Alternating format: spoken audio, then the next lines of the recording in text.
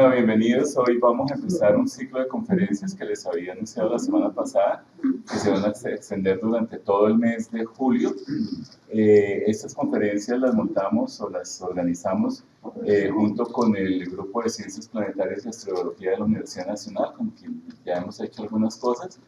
Y la idea es presentar, con motivo del arribo que hará la nave Juno a Júpiter el próximo lunes. Entonces pensamos hacer algo alrededor de Júpiter y su sistema de lunas y demás, y obviamente alrededor de la misión Juno. Entonces van a ser 5 conferencias. Hoy Yesid López, miembro de AGDA y quien ha trabajado mucho en la parte de sistemas planetarios y exploración espacial, nos va a hablar de qué sabemos de Júpiter hasta el momento, o sea, lo que conocemos de Júpiter antes de la misión Juno, como un recuento histórico. Luego, en el próximo sábado, les voy anunciando, Mario Rugeles, también miembro de AGDA, nos va a hablar de la misión misma. Luego, el 16, Álvaro Suárez, que es geólogo y miembro del Grupo de Ciencias Planetarias, nos va a hablar de las lunas galileanas desde el punto de vista geológico. El siguiente sábado, el 23, Angélica Leal, que es la coordinadora del Grupo de Astrobiología de la Universidad Nacional, nos hablará de las lunas galileanas desde el punto de vista de la astrobiología, porque es muy interesante que 2 de esas lunas, especialmente Europa, es de los sitios del sistema solar donde más posibilidades hay de que posiblemente se pueda dar o se haya podido dar el fenómeno de la vida. Y cerraremos el ciclo el 30 de julio cuando yo les hablaré de los otros Júpiteres, porque hemos encontrado muchos otros planetas tipo Júpiter en los sistemas extrasolares. Entonces, le damos la bienvenida a Yesid para comenzar este ciclo con la conferencia llamada Júpiter antes de Juno. Bueno, muchas gracias por acompañarnos. Retomando lo que decía Walter acerca de esta conferencia, nos va a poner en contexto, todo contexto histórico de lo que se ha aprendido de Júpiter y cómo se ha logrado ese aprendizaje. No vamos a entrar en muchos detalles, sobre todo cuando hablemos de las lunas, porque para eso tendremos otras charlas. Simplemente quiero que tengamos un vistazo, que es la hoja de ruta de lo que vendrá en el resto del ciclo. Esta foto es bien bonita, se publicó antier. Es una composición de imágenes del telescopio espacial Hubble. Eso quiere decir que es una foto tomada desde la Tierra. Y son 2 imágenes. Una en luz visible, que nos muestra el planeta, y otra tomada en ultravioleta de las auroras. Por supuesto, la información que se captura de esa luz ultravioleta se transforma para ser representada en ese color azul. Bueno, las señoras presentes me dirán que eso no es azul, es algún otro color que solo ustedes pueden ver y nombrar, y los hombres no podemos. Pero la idea es que miremos cómo las auroras en Júpiter son bastante grandes y ocurren todo el tiempo. Bien. Entender ese fenómeno de las auroras nos hará entender mucho mejor a Júpiter. Pero más allá de eso, empecé con esta foto porque es bonita, pero miren que es un planeta con una atmósfera bastante complicada. Uno ve otros planetas en el sistema solar a través de fotos de telescopios espaciales o de sondas espaciales y uno no ve mayor cosa, o ve menos contraste. Este es un planeta con una atmósfera muy rica, muy complicada. Eso quiere decir que es un mundo interesante. Debe ocurrir algo con este mundo para que se vea así.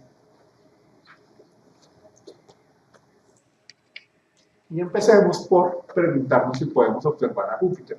Efectivamente, es un planeta muy brillante. Los seres humanos los conocemos desde la antigüedad y lo podemos ver cuando está arriba en el firmamento en la noche con nuestros propios ojos. En la noche de hoy, en estas semanas, ¿dónde lo vemos? Cerca de la constelación del León, como nos muestra este mapa. Y particularmente hoy, al atardecer, hacia el occidente. lo van a encontrar. ¿Cómo lo podemos distinguir? Es una luz muy brillante. ¿Bien? Y que no se va a mover aparentemente con respecto a las estrellas de fondo. ¿Por qué hago esa aclaración? Porque a veces encontramos luces muy brillantes, pero que se mueven rápido a lo largo del firmamento y su brillo cambia. Empieza a aumentar de brillo y después baja. Eso es un satélite artificial. Por ejemplo, la estación espacial. Pero si vemos algo muy brillante, que no titila y está quieto con respecto a las estrellas de fondo, es un planeta. Sí. En este caso, Júpiter. Dado que es un planeta que se observa a simple vista, es muy brillante, fácil de distinguir, pues nosotros los seres humanos lo hemos conocido desde siempre. Y los primeros registros que se conocen datan del siglo VIII antes de nuestra era, por astrónomos babilonios, con observaciones a ojo desnudo. Falta todavía mucho tiempo para la invención del telescopio. Y lo más interesante no es que tuviesen registro sobre la observación de Júpiter con respecto a las estrellas de fondo, sino cómo podían predecir la ubicación de Júpiter. La ciencia no es solo tener la capacidad de observar un fenómeno y plantearse una posible explicación y buscar evidencia que sustente o refute esa explicación, sino que si tenemos más conocimiento a partir de esas observaciones, somos capaces de predecir lo que ocurrirá. En este caso, cuando Júpiter podría verse en tal parte del cielo en tal época del año, o cuando Júpiter podría verse con respecto a ciertas otras estrellas de fondo en un par de años. Eso lo hicieron los babilonios, siglo VIII antes de nuestra era. Y adelantándonos un poco, vamos a ver las cosas que se aprenderían después. Por ahora pongámonos en el contexto del sistema solar. Júpiter es el quinto planeta, si contamos desde el Sol. Es el más grande de todos los planetas. Y aquí me faltó. ¿Qué tan grande? Miren que su diámetro, de hecho tiene dos diámetros, pero antes de pensar en esas cifras, pongámoslo en estos términos. Tiene 318 veces la masa de la Tierra. Es una cosa supremamente grande. Representa 2,5 veces la masa de todos los otros 7 planetas del sistema solar. Punto. O sea, lo único más grande que Júpiter en este sistema solar es el Sol.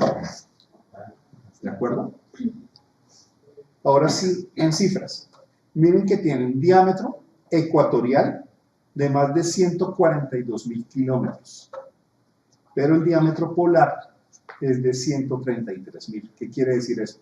Que no es esférico. De por sí los planetas no son perfectamente esféricos. Y este en particular, ¿por qué tiene tanta diferencia? Miren que la diferencia es casi de 10.000 kilómetros. Porque es mucho más ancho que alto. Por una parte porque está girando. ¿Bien? Y se demora en girar toda esa masa, esas 318 tierras metidas en 142.000 kilómetros de ancho y 133.000 de alto. Giran en menos de 10 horas terrestres. Gira demasiado rápido. Es el planeta del sistema solar que más rápido gira, que tiene el día más corto, si lo quieren ver de esa forma. Y alrededor del Sol se demora apenas poco menos de 12 meses. Va muy rápido y está 5 veces más lejos del Sol que nosotros. Y es lo que vemos en la gráfica de abajo. Entonces, ustedes ven una serie de puntos. Entonces, imaginen que en un extremo, en el extremo izquierdo, tenemos el Sol, obviamente no a escala de diámetros. Cada punto nos representa un cuerpo del sistema solar relevante. Después vienen 4 puntos, que son los planetas rocosos, los pequeños. ¿Cuáles serían? Mercurio, Venus, nosotros. Miren que están más o menos pegaditos, ¿de acuerdo? Pero hay un gran espacio hasta llegar a Júpiter. Más de 5 unidades astronómicas. Más de 5 veces la distancia promedio en la que la Tierra está con respecto al Sol. Eso es bastante. ¿De acuerdo?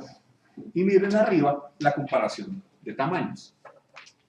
El círculo grande, Júpiter, el círculo azul, la Tierra. Y si nos dicen que este mundo es muy grande, la Tierra, imagínense cómo es de grande. Eso. ¿De acuerdo? Es bien extraño, es un mundo muy grande, pero deformado porque tiene una rotación muy rápida y le da la vuelta al Sol relativamente rápido. ¿Bien? Perdón, dije hace un momento que le daba la vuelta al Sol en 12 meses, no, esos somos nosotros, le da la vuelta al Sol en 12 años. ¿Bien? ¿De acuerdo? Era para ver si nos estaban prestando atención. Sí, chapulines. Sí. Ahora, decíamos que desde el siglo VIII antes de nuestra era tenemos registros de observaciones de Júpiter, pero a ojo desnudo. ¿Se puede aprender bastante de Júpiter así? Correcto. Cómo se mueve con respecto a las estrellas de fondo, su brillo, etcétera, pero no es suficiente. Y miren que hace poco más de 400 años la humanidad evoluciona con la tecnología para ver más allá con el telescopio. Y la primera persona que conocemos que utilizó el telescopio para astronomía, por supuesto, fue Galileo. Y vemos en sus notas que observaba algo raro con respecto a Júpiter. Aclaración, el telescopio de Galileo era primitivo, daba pocos aumentos y tenía una resolución, una calidad de imagen muy mala. Y sin embargo, pudo observar montañas en la Luna, pudo observar a Júpiter con algo extraño alrededor y también a Saturno con algo extraño alrededor. Pudo descubrir muchísimas cosas con un equipo muy, muy sencillo. Mucho más sencillo de los que se pueden conseguir en el mercado hoy en día para principiantes. Esos que le regalan a uno de primera comunión son mejores que los telescopios de Galileo. Incluso unos buenos binoculares van a superar bastante en calidad de imagen a lo que vio Galileo. O sea que no hay disculpas para no explorar el cielo si no tiene un buen equipo de esos. ¿Bien? O sea, si Galileo lo hizo con tan poquito, ¿qué podrían hacer ustedes para aprender de nuestro universo con lo que de pronto ya tienen en casa? O con lo que pueden usar en una observación pública como las que hace Agda en Maloca. El universo está ahí esperando que lo observemos. Pero bien, en estas notas, Galileo nos cuenta que ve algo alrededor de Júpiter y que esos algo se van moviendo a lo largo de las semanas. Incluso uno se puede dar cuenta que esas cosas que están alrededor de Júpiter se pueden mover en cuestión de horas. Son lunas. ¿De acuerdo? Así es como uno vería a Júpiter con un pequeño telescopio o con unos binoculares grandes. ¿Bien? Y eso es bastante, es muy emocionante ver eso por primera vez. Y se quedan varias horas a lo largo de la noche o a través de varias noches a la misma hora, ven que esos puntos se mueven. ¿Qué conclusión puede sacar uno después de un rato? Eso no está girando. Esos puntos no están girando alrededor del Sol, están girando alrededor de Júpiter. Bien.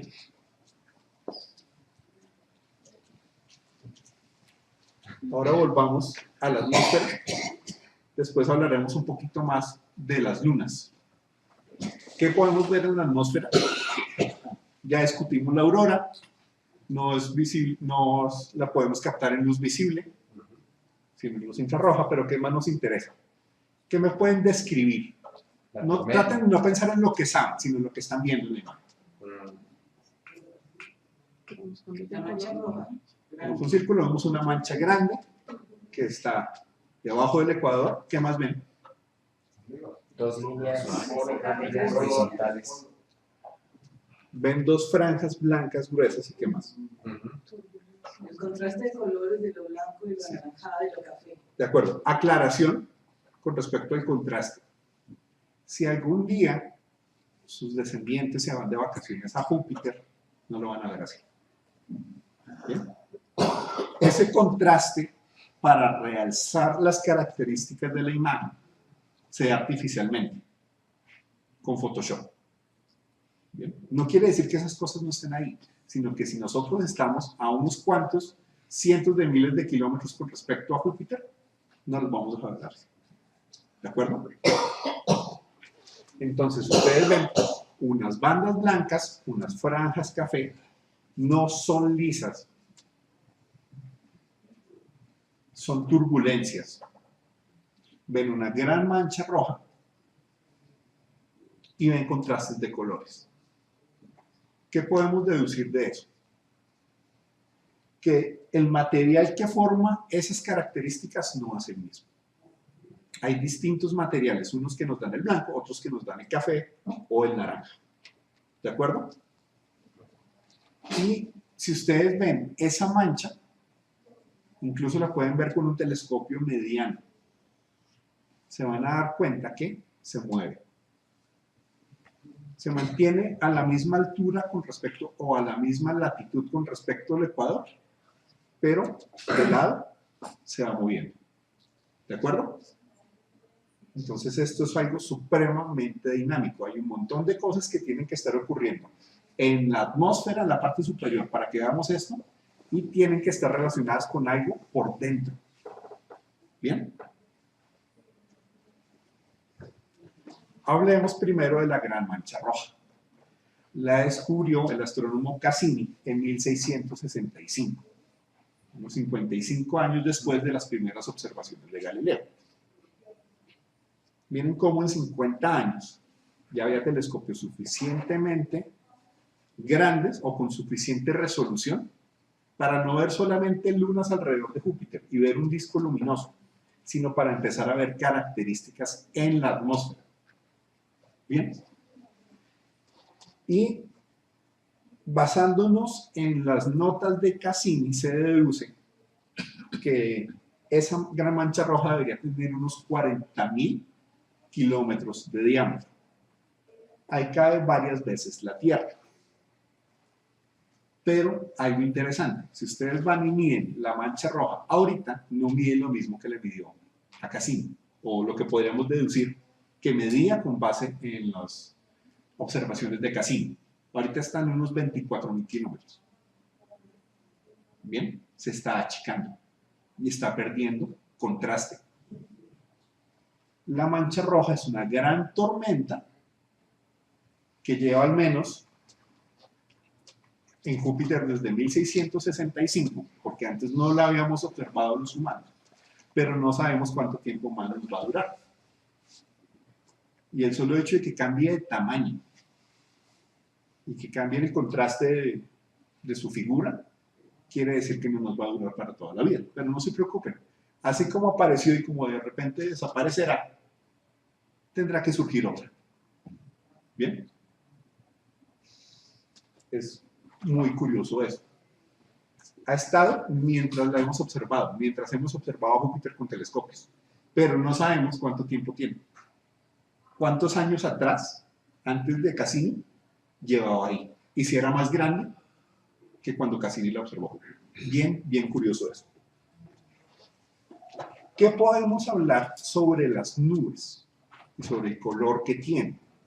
Por supuesto, las nubes están bien arriba en la atmósfera y están hechas de amoníaco. Hay algo de amoníaco y algo de metano y algo de agua en la atmósfera de Júpiter, pero es un porcentaje pequeño con respecto a otros dos elementos. Sin embargo, aunque porcentualmente sea poquito, es suficiente para darnos este espectáculo. El color depende también de la exposición a los rayos solares. Seguramente es material que surge del fondo llega a las capas superiores de la atmósfera, donde ya podríamos verlo, pero en ese momento la radiación solar hace que tome esos colores. Chévere, ¿no?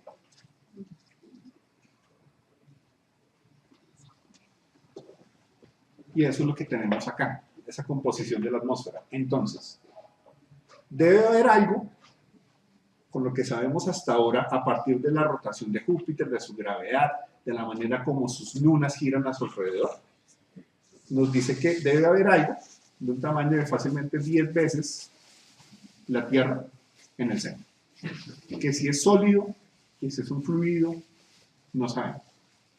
Hasta ahora, la humanidad no lo sabe. Por encima de esa masa de 10 tierras hay hidrógeno y helio. ¿Bien? Pero el hidrógeno está sepultado profundo en un planeta tan grande. Estamos hablando de que toda esa esfera que vemos ahí son 320 tierras en masa aproximadamente. El hidrógeno tiene bastante presión. Y bajo esas condiciones de millones de bares de presión, toma una característica bien curiosa, y es que el hidrógeno se vuelve conductor de electricidad y se vuelve opaco a la luz. Bien, si le ponemos una linterna tratando de iluminar ese hidrógeno metálico en Júpiter, no vamos a ver que la luz atraviese. ¿De acuerdo? No quiere decir por hidrógeno metálico que sea plateadito, doradito, bonito, como un metal en la Tierra, sino que conduce electricidad, como decíamos. Y miren que esa capa de hidrógeno metálico, que es la de verde oscuro, ocupa buena parte del interior de Júpiter. Si salimos, vamos a encontrar que hay una capa delgada encima de esa que tiene hidrógeno en estado líquido, y más arriba de eso, otra capa que tiene hidrógeno gaseoso. Y arriba de eso, las nubes que vemos desde afuera. ¿Cómo lo sabemos? De nuevo, a partir de la manera como se mueve, de su gravedad, a partir de su espectro, que es tomarle el espectro a un objeto celeste, capturamos su luz con un telescopio, pasemos eso por un prisma, como para sacar un arco iris. Y ese arco iris va a tener unas líneas oscuras entre los colores. La distribución de esas líneas oscuras nos dice de qué átomos está hecho esto. ¿De acuerdo? Miren todo lo que hemos aprendido desde la Tierra. Y sin embargo hay muchas cosas que todavía no sabemos y por eso hay que ir hasta allá. ¿Qué más tiene Júpiter? Anillos.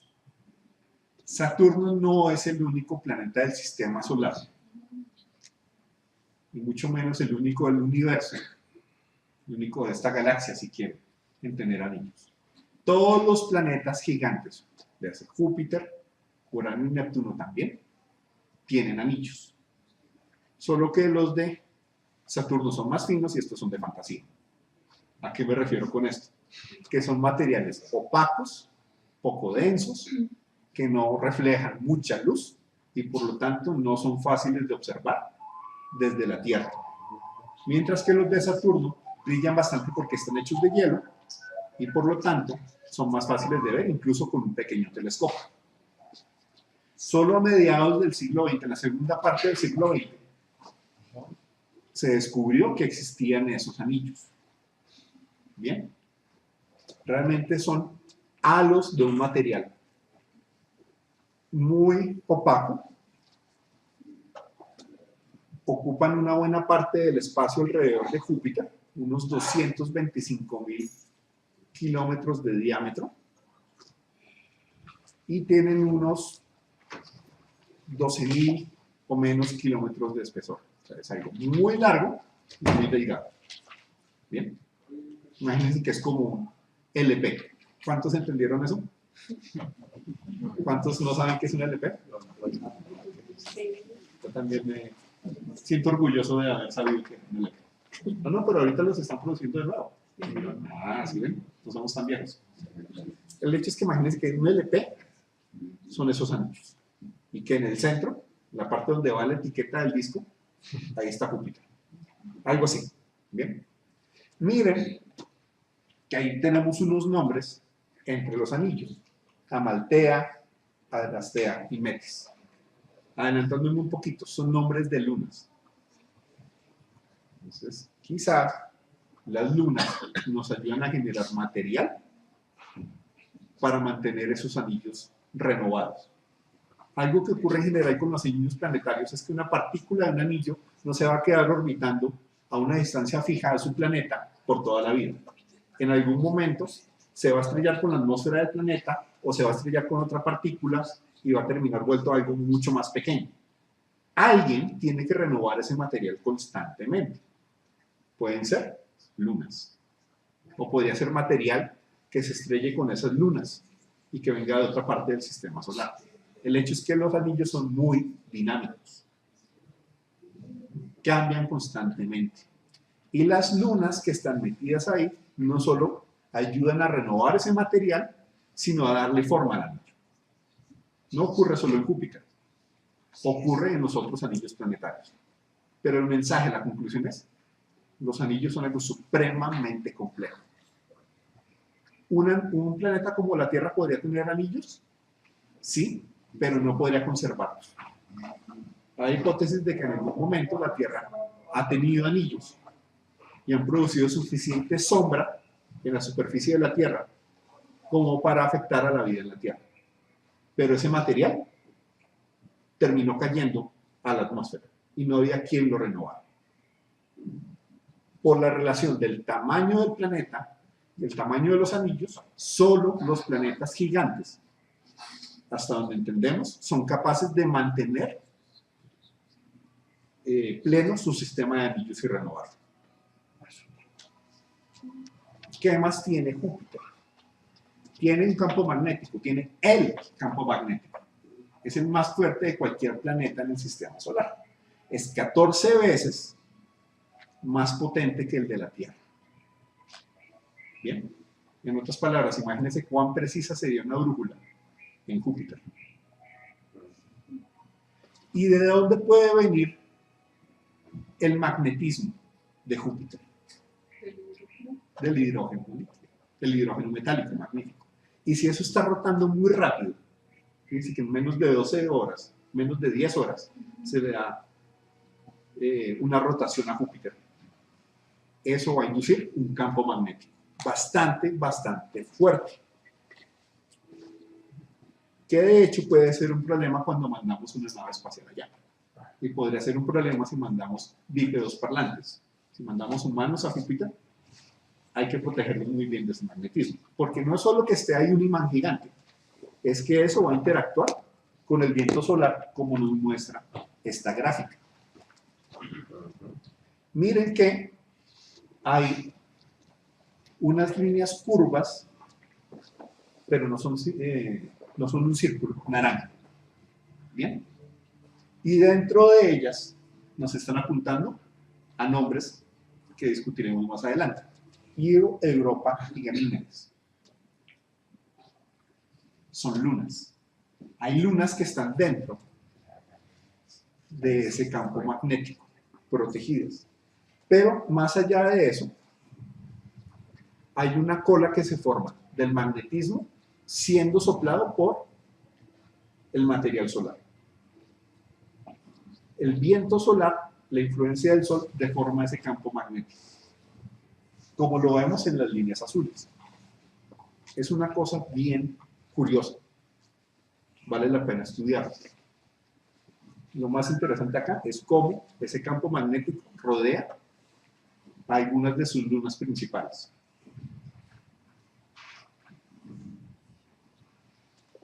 Y sobre las lunas, hasta donde sabemos, hasta donde llevamos la cuenta, van 67. En esa gráfica no están todas. Pero miren, esas líneas azules significan que no están en el mismo plano, que no están organizaditas bonitas una al lado de la otra en su órbita. Tienen órbitas muy diversas, planos orbitales diferentes. Por supuesto, en radios diferentes, unas más cerca, otras más lejos. pero si empezamos a pensar en términos de la relación de Júpiter con sus lunas, podríamos decir que es un pequeño sistema planetario. Podríamos pensarlo así, por la complejidad que tiene. Entender mejor ese sistema de al menos 67 lunas nos ayudaría a entender en buena parte cómo se forman los sistemas planetarios. Júpiter es un objeto muy bueno para estudiar. Podemos aprender muchísimo de él, incluso viéndolo desde la Tierra. Muchas de esas lunas han sido descubiertas desde la Tierra, la mayoría en el siglo XX.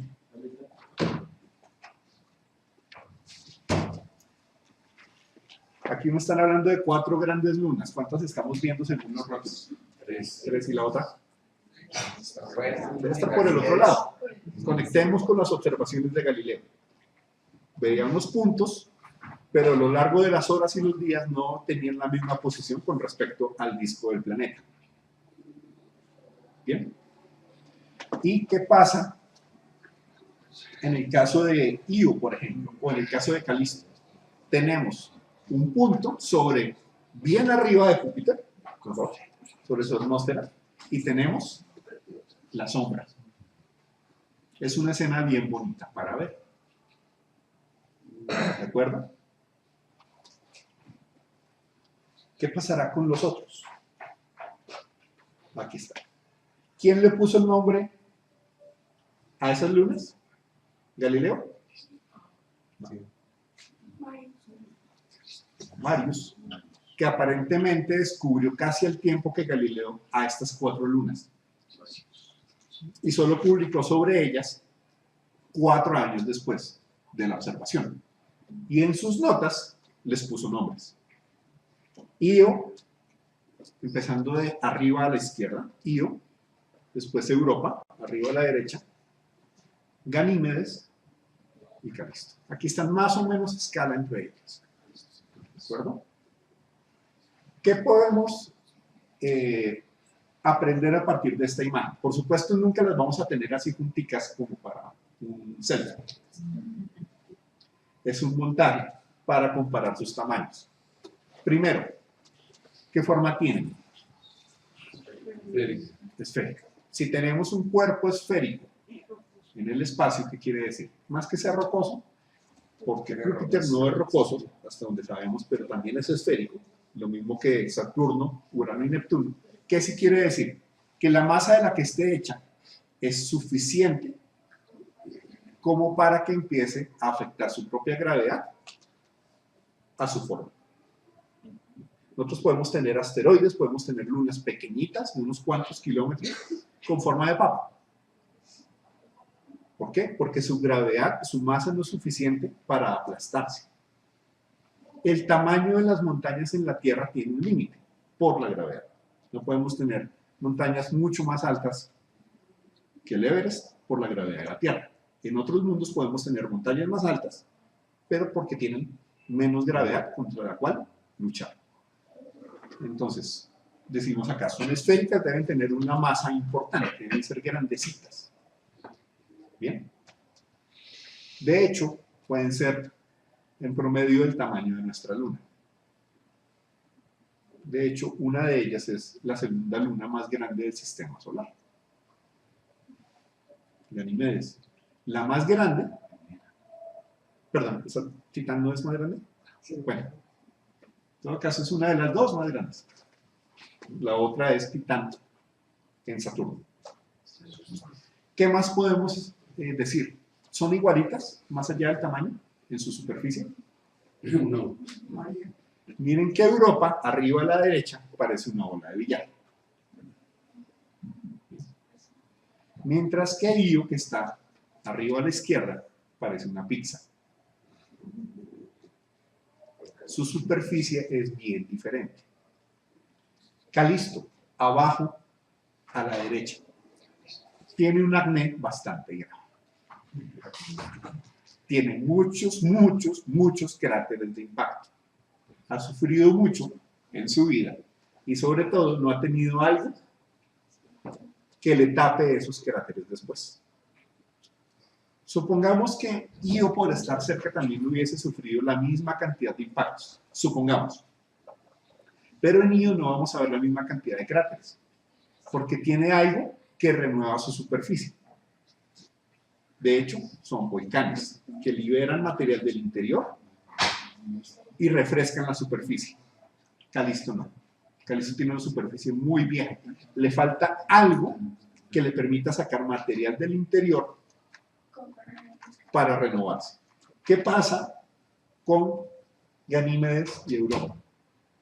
Especialmente Europa tiene superficie renovada. Ganímedes más o menos. ¿Y qué es especialmente importante en Europa? Es tan lisa que su material es extraño. Es hielo. Ganímedes va a tener hielo más abajo. Pero aquí, en Europa, está expuesto. Miren, son solo 4 de 67 lunas. Y son bien extrañas. Si estuviesen orbitando al Sol solitas, serían mundos como cualquier otro, en principio. Y podrían ocurrir muchas cosas adentro. ¿Qué cosas pueden estar ocurriendo adentro? No sabemos, pero queremos saber. En Europa, por ejemplo, tenemos agua debajo de esa superficie de hielo, bastante agua. ¿Y cómo hemos aprendido la mayor parte de eso? Con naves espaciales. ¿Tener telescopios aquí en la Tierra nos sirve bastante? Sí, pero tiene su límite. Llega un punto en que tenemos que enviar naves hasta allá. Y son muchas las que han estado como objetivo principal en Júpiter o simplemente han pasado para aprovechar su gravedad y llegar más fácil a su destino.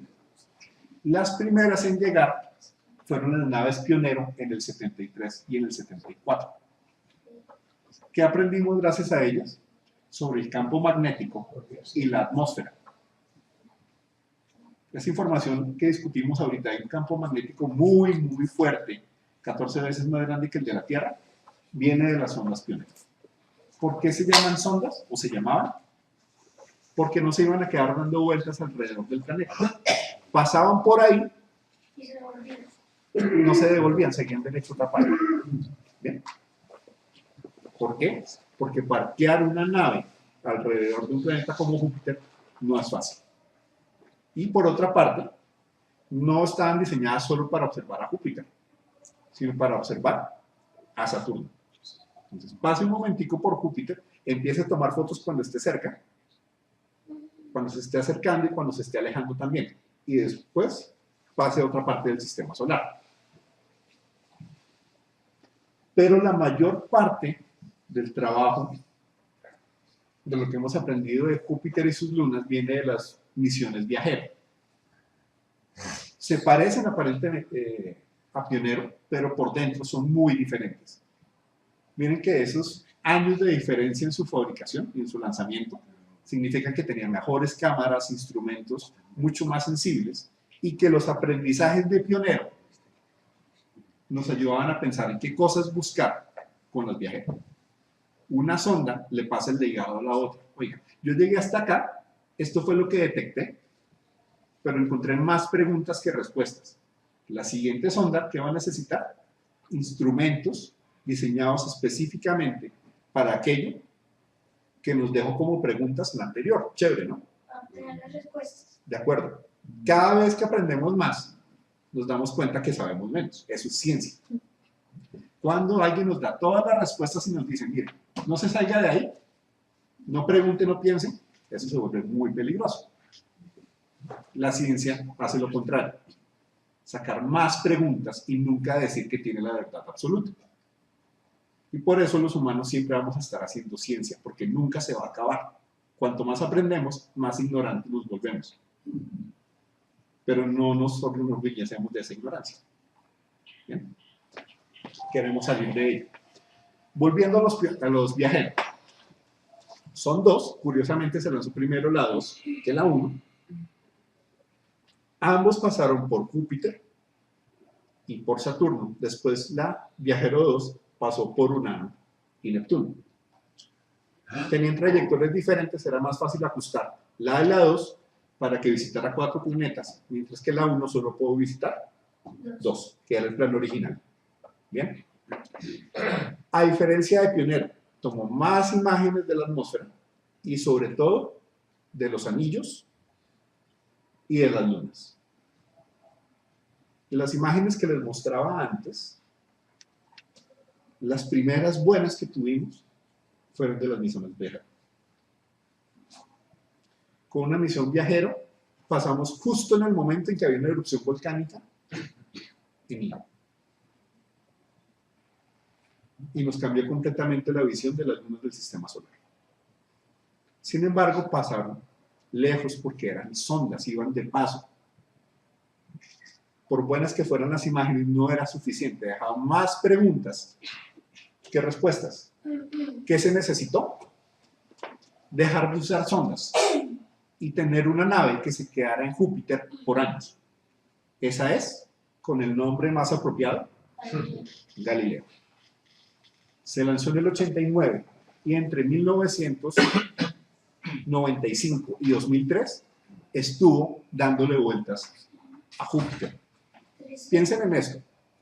Todo lo que las Pionero y las Viajero nos mostraron, de paso, tomando fotos apenas en cuestión de días o horas. Ahora piensen en una nave parqueada ahí por casi 10 años. ¿Y qué más hacían? No solo estar orbitando a Júpiter y ver su atmósfera y pasar mucho más cerca de las lunas, especialmente de las galileanas, que las naves Viajero. O sea, unas imágenes mucho más claras con tecnología de los 80s, no tecnología de los 60s y 70s como las Viajero. Ver con más detalle la superficie de Europa, por ejemplo. Ver que no era una bola lisa, sino que tenía unas fisuras, y esas fisuras se renovaban.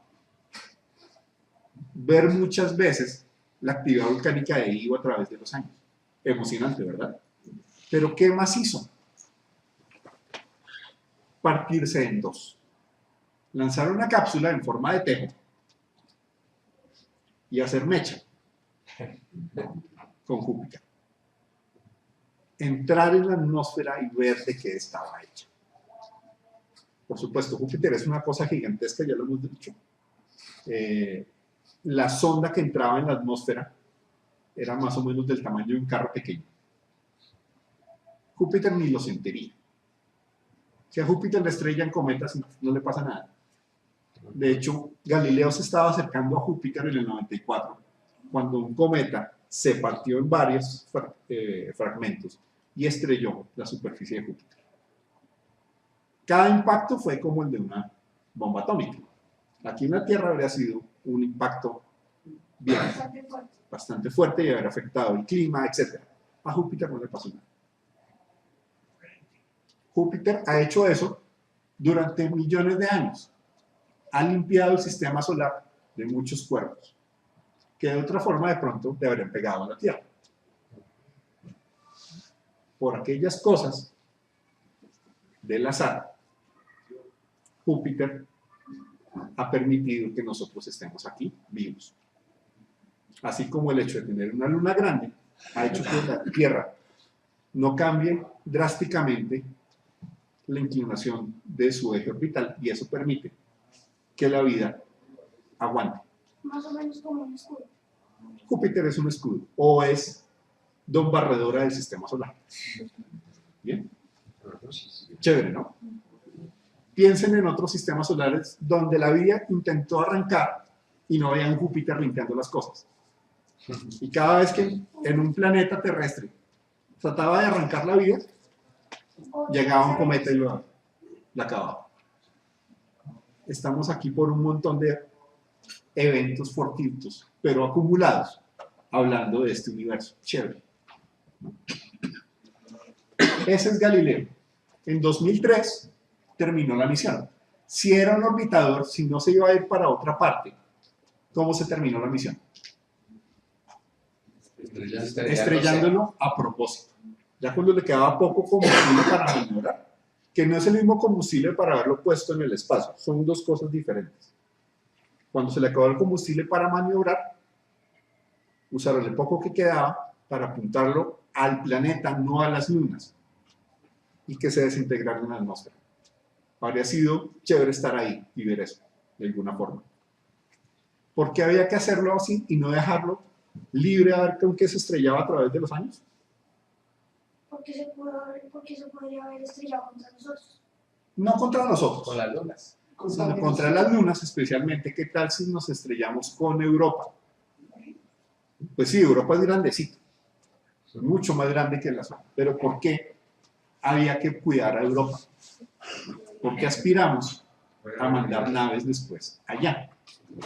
No solo entender un mundo líquido cubierto de hielo, sino un mundo líquido cubierto de hielo en el que podría haber vida. Bien. Si una nave se hubiese estrellado en Europa,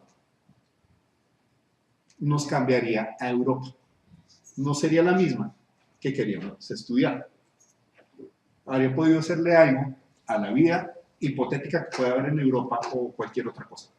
Entonces es dejarla quietica para cuando podamos mandar una nave que sí se pose suavecito y pueda entrar en ese mar. ¿De acuerdo?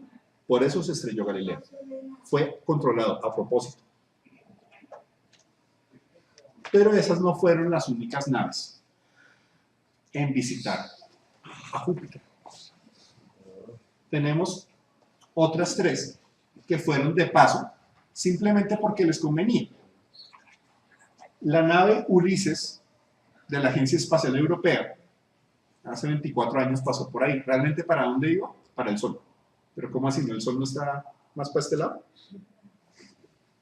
Es que Ulises tenía que ponerse en una órbita bien complicada, una órbita polar. Entre comillas, ver al Sol por arriba y por debajo, no por los lados.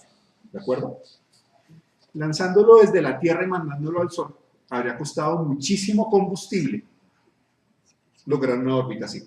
¿Qué era más fácil?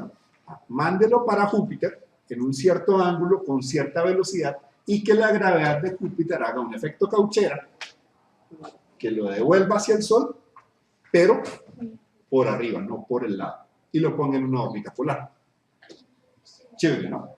Júpiter, además de limpiar el sistema solar, ha hecho la exploración de los planetas supremamente barata para los humanos. Como el asistente.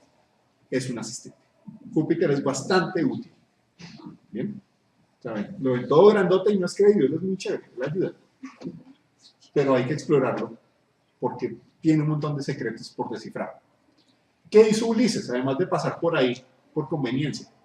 Pues ya que iba a explorar el Sol y tenía instrumentos para entender el viento solar, estudió la interacción de ese viento solar con el fuerte campo magnético de Júpiter. ¿Bien? Cassini.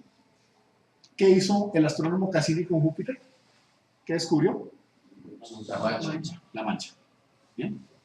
Pero Cassini también, el astrónomo, estudió mucho a Saturno. Y por eso, así como la sonda, el orbitador para Júpiter se llamó Galileo, pues Cassini merecía ser el nombre de un orbitador para Saturno, que está todavía ahí. En 2000 pasó por Júpiter, tomó muy bonitas fotos, pero ¿quién más ha pasado por ahí? Una nave, la que estábamos hablando hace un año, una que iba de paso para Plutón y ahora va en camino a explorar algo más allá, en los confines del sistema solar, hasta donde lo entendemos, la nueva Sol. ¿De acuerdo? Entonces hemos pasado muchas veces por ahí, pero no es suficiente. El lunes vamos a poner otra nave exclusivamente para Júpiter. ¿Bien? ¿Cuál es su misión? No son las lunas. Es Júpiter. Para las lunas tuvimos a Galileo y tendremos después otras naves solo para las lunas. Por ahora es Júpiter. Estudiar solo a Júpiter. ¿Y por qué es tan importante el planeta sin contar con su familia de lunas? Porque hasta ahora los humanos no estamos seguros de cómo se forman los sistemas planetarios. Pues sí, tenemos la idea de que pudo haber nubes de material en el espacio que empezaron a dar vueltas, como una pizza, en el centro se formó un sol, pero cómo el material sobrante formó planetas. Hay una hipótesis que dice, los planetas, por lo menos en este sistema solar, se formaron más o menos en el mismo punto donde están ahora. Entonces, los rocosos cerca del Sol, los gaseosos, como Júpiter, Saturno, se formaron lejos. ¿De acuerdo? Esa es una hipótesis. Otra hipótesis dice, ¿cómo así que hay otros planetas en otros sistemas solares más grandes que Júpiter que están bien cerca con respecto a su estrella? ¿Qué pasó? ¿Será que esos Júpiter terminan acercándose a la estrella? ¿O será lo contrario? ¿Será que los planetas tipo Júpiter nacen y crecen cerca del Sol y se van alejando? Y si tienen tanta gravedad y van barriendo tantas cosas con su gravedad, ¿no será que la configuración de su sistema solar y la posición de los planetas terrestres y la misma existencia de los planetas terrestres tenga que ver algo con esa migración de los planetas gigantes hacia afuera? No sabemos. Lo que nos puede sacar de la duda es tener una medida precisa de la cantidad de agua que hay en la atmósfera de Júpiter. Eso no lo pudo hacer Galileo. Galileo entró a la atmósfera, entendió que había amoníaco, metano y agua, pero no cuánta. La cantidad precisa la va a tener que medir sin entrar, desde afuera.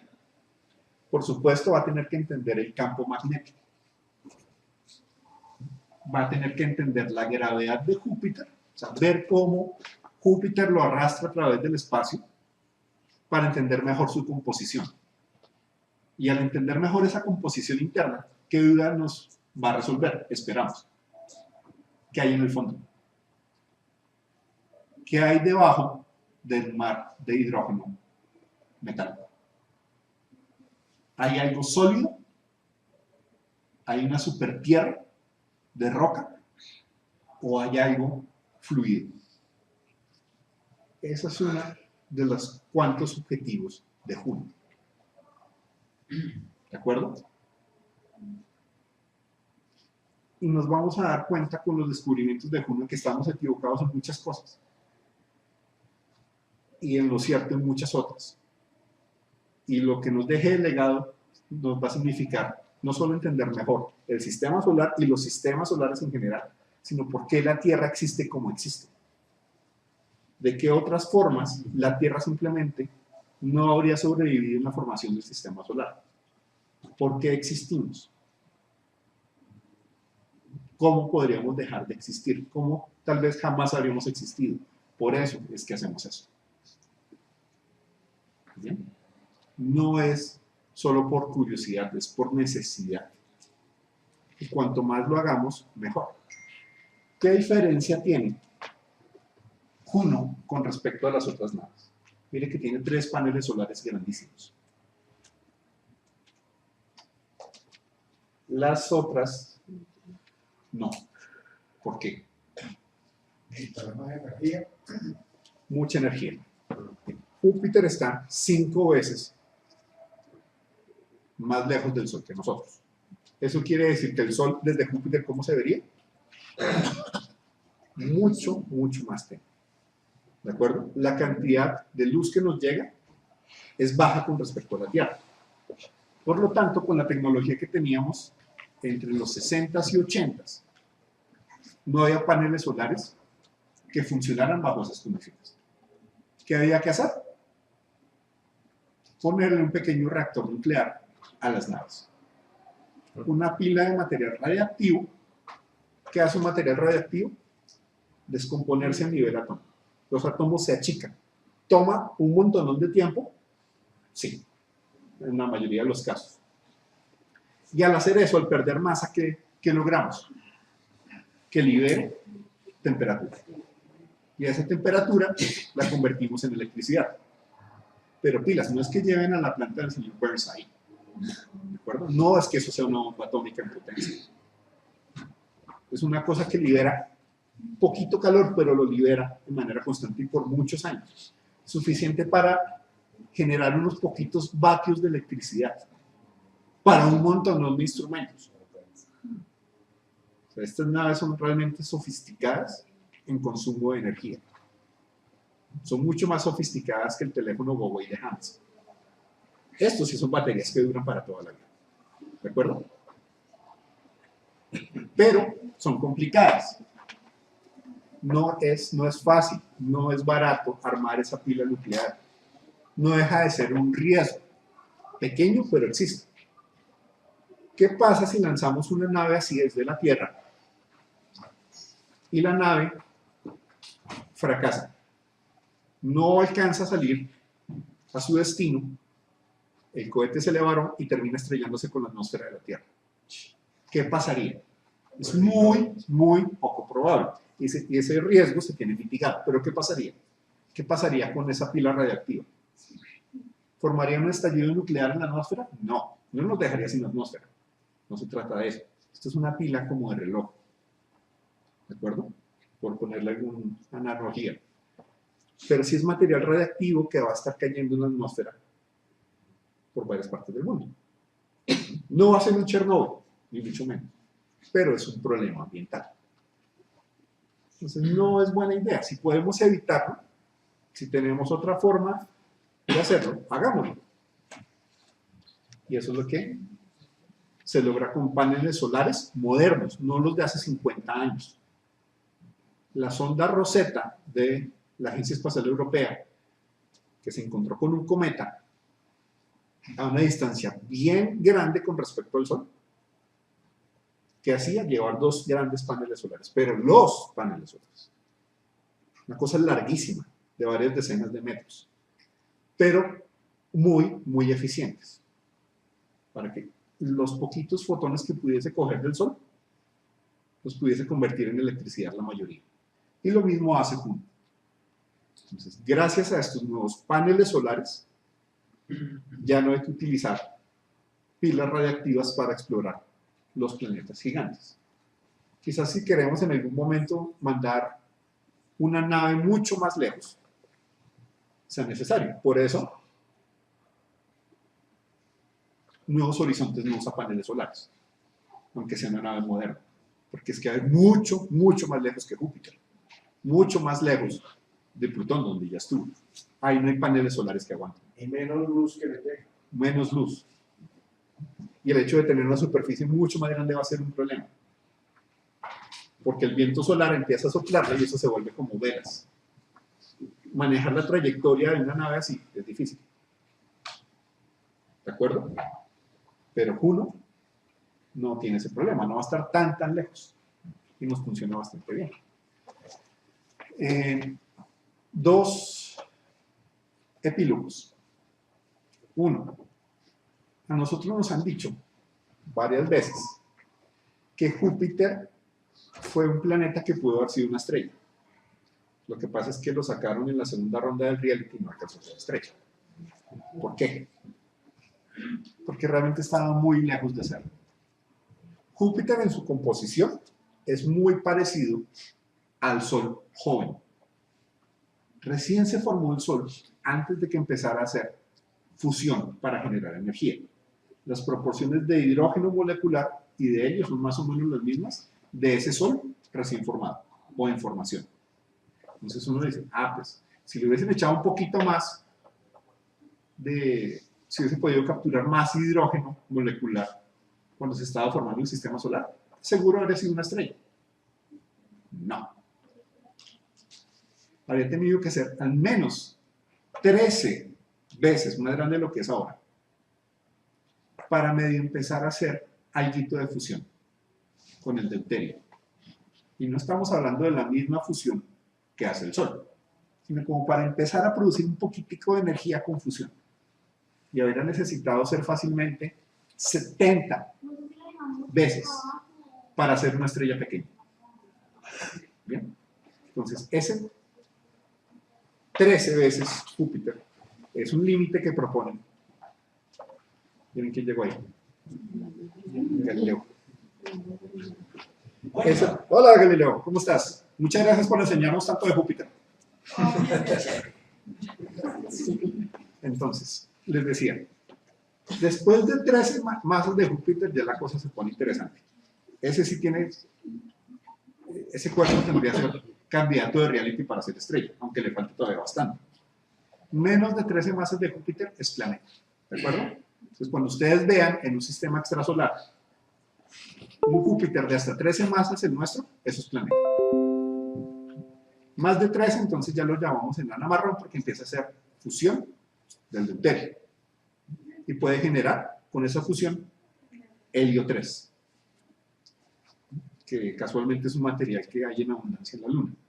Pero esa es otra historia. Ya 70 veces Júpiter, eso ya es una estrella. Pequeñita, pero es una estrella. ¿De acuerdo? Entonces Júpiter nunca, ni en sueños, iba a ser una estrella. Bien. Ahora, nos han dicho también que Júpiter irradia más energía que la que recibe del Sol. Entre otras, ¿por qué? Porque es que el Sol le queda lejos. Por supuesto va a recibir menos energía que si estuviese a una unidad astronómica, si en vez de Tierra hubiese Júpiter. Y otra cosa, los planetas gigantes, y sobre todo en Júpiter, liberan energía más de la que reciben del Sol porque se comprimen.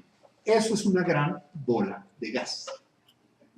Y ustedes le pueden echar más y más gas, hasta 4 veces más gas de lo que tiene, aumentar su masa 4 veces, y Júpiter sigue siendo más o menos del mismo tamaño. No sería un Júpiter 4 veces más grande que el actual. Esa compresión que hace,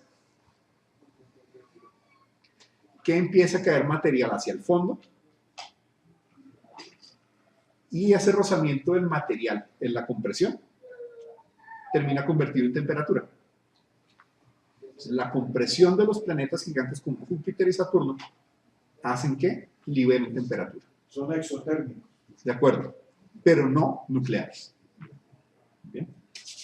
Esto es lo que están haciendo a nivel molecular. Fricción. Y se libera. Eso es Júpiter. Es un gran planeta, pero lejos de ser una estrella. Quería que tuviésemos eso claro. Y por otra parte, ¿qué tiene de chévere Juno? Y lo van a ver mucho en las noticias. Que tiene una compatriota trabajando en ese programa. Adriana Ocampo es una colombiana criada en Argentina, que se fue muy jovencita a Estados Unidos a estudiar ciencias planetarias, cuando estaba la etapa más emocionante de esa ciencia, y era la exploración espacial con las naves que hemos discutido hace un momento. En plena misión viajero, ella estaba en el centro de misión, en el laboratorio de propulsión a chorro en California. La gente la veía y pensaban que era de pronto la hija de un científico. No, ella era ni siquiera una pasante. Ella era una investigadora junior. ¿De acuerdo? Y ahora está a cargo de varias misiones de exploración del sistema solar. Tiene un trabajo bastante pesado. Y va a tener bastante trabajo en los próximos días, meses y años con Juno. Aclaración, porque si no va a salir en las redes sociales y en un noticiero de 3 letras, que es la única que maneja esa nave, que es la única que va a descubrir las cosas. No, es la que tiene que responder ante los que ponen la plata para esta misión, el Congreso de Estados Unidos, por un equipo de cientos y miles de científicos e ingenieros. Una sonda espacial es un proyecto supremamente grande que le da trabajo a muchísimas personas. Pero es chévere ver que la persona que tiene ese chicharrón es colombiana. Estaba acá el lunes. Ah, no sabía. Sí, claro, estaba acá. Vino a los 100 años del servicio de los... Ah, no sabía, qué chévere. Entonces quería ponerles en contexto de quién es Adriana Ocampo. Bien. ¿Hay muchos científicos en NASA colombianos? Sí. ¿Eso quiere decir que los científicos planetarios colombianos son los mejores del mundo? No. Ustedes van a NASA, a cualquier centro, o van a un Google, o van a un Apple, o van a un Facebook. ¿Ustedes ven colombianos? Sí. Pero ven chinos, ven indios, ven ecuatorianos, todos regalados. sea, todos son de la Tierra, hasta donde sabemos. Pero pueden venir de cualquier parte. Nosotros no somos ni más inteligentes ni menos inteligentes que los demás. Esa es la conclusión. Pero sí es chévere ver sobre todo a alguien que uno ha visto en persona, aunque sea de lejos. Pero es chévere. Eso quería comentarles.